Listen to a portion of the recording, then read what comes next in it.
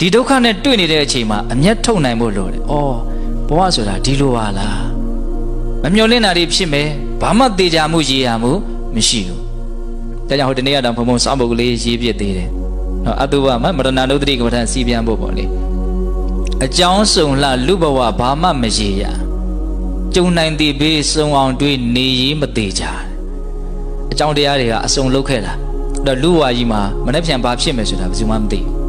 အကြောင်းစုံလှလူဘဝဘာမှမရေရာပတ်စံရှိတဲ့လူတွေကိုလည်းပဲရေရတယ်တေးကြတယ်လို့သွားမထင်နဲ့အချိန်မရွေးကောက်ကနေဖြစ်နေဖြစ်နိုင်အကြောင်းစုံခဲ့တာကိုအများကြီးလုပ်ခဲ့တာကျွတ်တော့ဟုတ်လားအကြောင်းစုံလှလူဘဝဘာမှမရေရာ